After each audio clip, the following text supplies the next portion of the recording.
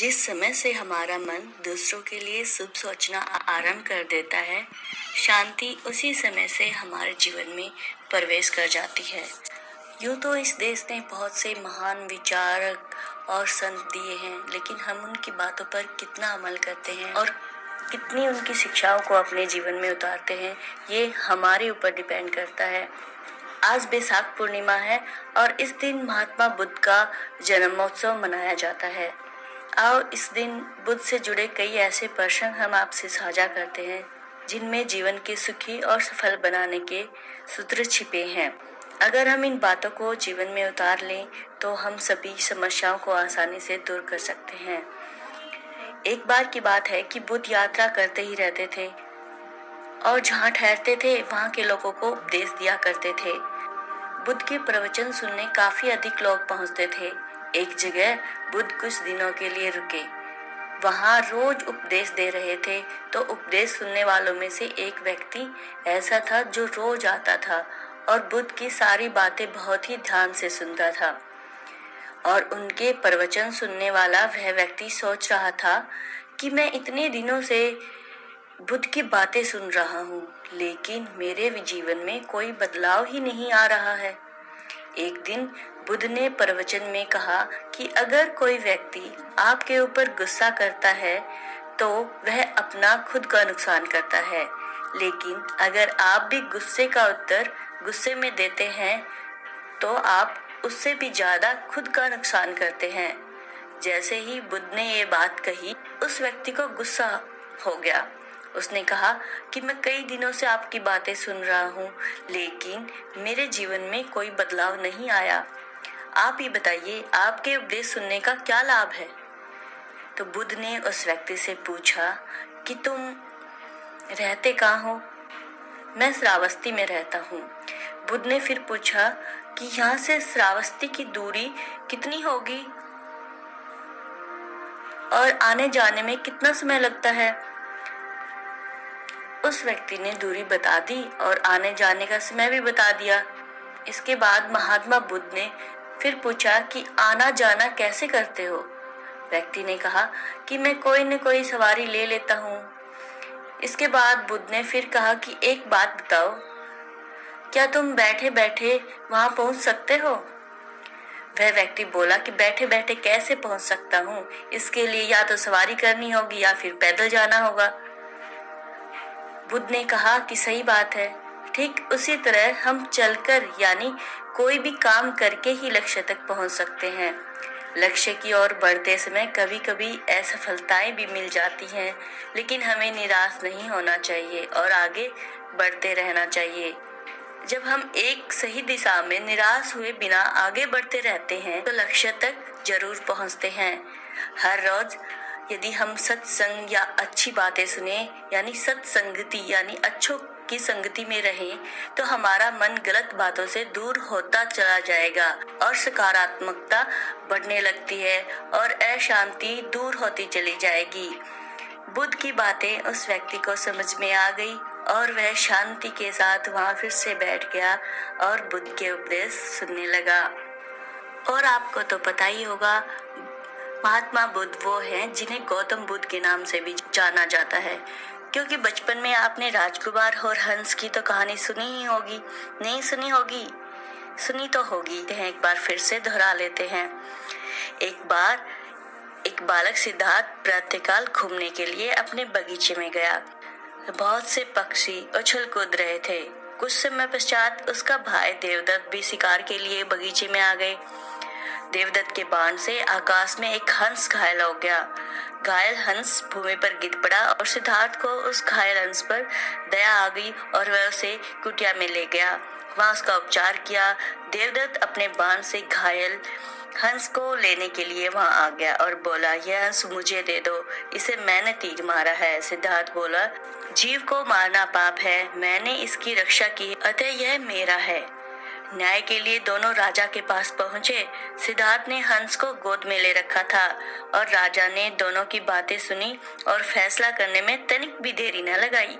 राजा ने कहा, मारने वाले से बचाने वाले का अधिक महत्व होता है, अतः हंस राजकुमार सिद्धार्थ को दिया जाए। यानी बचपन से ही उनके अंदर दया भाव था और आगे चलकर इन्हीं बालक सिद्धार्थ का नाम बुद्ध बना। और बुद्ध का अर्थ होता है ज्ञान यानी जागृति। इससे कोई फर्क नहीं पड़ता कि आप किस धर्म का पालन करते हैं, आप किस संस्कृति में पैदा हुए हैं और किस संस्कृति में पले बड़े हैं। बुद्ध की शिक्षाएं सार्वभौमिक है यानी सभी के लिए हैं। उनकी शिक्षाओं में लोगों को वास्तविकता के प्रति जागने और उन्हें आत्मनिरीक्षण करने की ताकत मिलती है। भगवान बुद्ध की शिक्षाओं ने न केवल किसी के अस्तित्व के बारे में गहरी जानकारी दी है, बल्कि मन में दिन प्रतिदिन संघर्षों से मुक्ति दिलाने में भी महत्वपूर्ण योगदान मिलता रहता है। और एक बार की बात है कि बुद्ध अपने शिष्यों के साथ यात्रा कर रहे थे। यात्रा के दौरान ये सभी एक नदी किनारे पहुंच गए। उस समय नदी के किनारे पर 4 लोग एक नाव से उतरे। चारों बुद्धिमान और विद्वान लग रहे थे।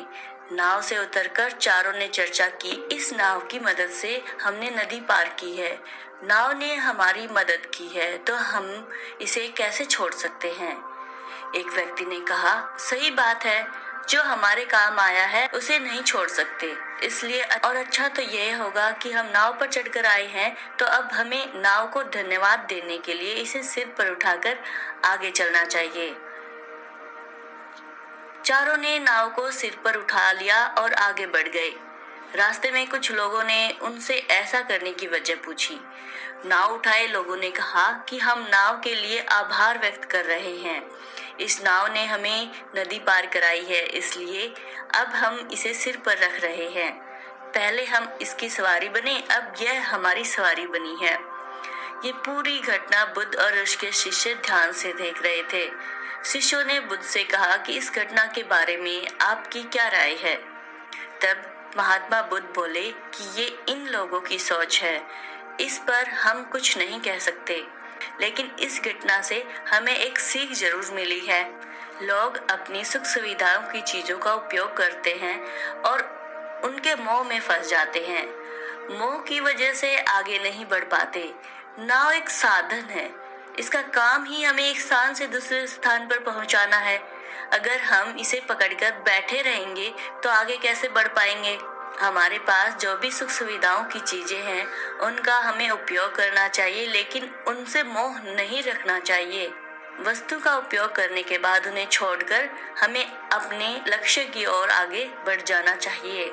हालांकि महात्मा बुद्ध के जन्म और मृत्यु की तिथि और समय अनिश्चित है, लेकिन धारणा यह है कि ईसा पूर्व 6वीं और 4वीं शताब्दी के बीच रहे थे। उनका जन्म नेपाल के लुम्बिनी में राजकुमार सिद्धार्थ के रूप में हुआ था। किंवदंतियों के अनुसार उनके जन्म से बहुत पहले ही उनके एक महान राजा या एक महान संत बनने की भविष्यवाणी की गई थी। राजसी विलासिता के साथ पले बढ़े सिद्धार्थ अपने 20 के दशक के अंत तक मानव जीवन की कठिनाइयों से दूर रहे, क्योंकि वो हमेशा ही महलों में रहे थे। और एक बार वो घूमने के लिए जिद कर रहे थे तो उन्होंने एक बूढ़ा और बीमार व्यक्ति देखा था। उसके बाद उनके दिमाग में ये आया कि हम बूढ़े भी होते हैं, क्या हमें खाने को भी नहीं मिल सकता। तो उनके दिमाग में विचार आने लगे और उन्होंने फैसला कर लिया कि मुझे सब इन बातों का पता करना है, सभी दुखों के कारणों का पता लगाना है। और सभी दुखों के कारण का पता लगाने के लिए एक खोज पर निकल पड़े। 29 वर्षीय राजकुमार ने अपने शाही महल को छोड़ने का फैसला किया। तो अगले कुछ वर्षों में उन्होंने कई अलग अलग शिक्षाओं की जांच की, लेकिन तब तक उन्हें मुक्ति नहीं मिली। एक रात वो इतने ध्यान में बैठे थे और उन सभी प्रश्नों के उत्तर के साथ जाग गए जिनकी उन्हें तलाश थी। इस तरह 35 वर्ष की आयु में सिद्धार्थ गौतम बुद्ध बन गए, यानी एक जागृत व्यक्ति बन गए। अपने शेष जीवन के लिए उन्होंने ज्ञान के मार्ग पर अन्य लोगों का नेतृत्व करने के लिए धर्म का प्रचार प्रारंभ कर दिया। और गौतम बुद्ध ने उत्तर प्रदेश के कुशीनगर में 80 वर्ष की आयु में अंतिम सांस ली। ऐसा कहा जाता है कि गौतम बुद्ध के जीवन की तीनों महत्वपूर्ण घटनाएं, यानी उनका जन्म और ज्ञान और मोक्ष की प्राप्ति वर्ष के एक ही दिन में आती है और इस घटना के कारण बौद्ध धर्म में इस दिन का अत्यधिक महत्व है और बैसाख की पहली पूर्णिमा के दिन बुद्ध की जयंती मनाने का निर्णय मई 1960 में बुद्धों की एक विश्व फेलोशिप द्वारा लिया गया था। और हमें उसी जगह पर मेहनत करनी चाहिए जहाँ हमारी मेहनत की ज़रूरत हो और जहाँ हमारे विचारों की हमें अपनी बातें भी उसी के सामने कहनी चाहिए जिन्हें उनसे कुछ फ़ायदा होता हो या फिर जो अच्छे से सुने, क्योंकि उजाले में दीपक जलाने से कोई लाभ नहीं होता। Thank you for watching.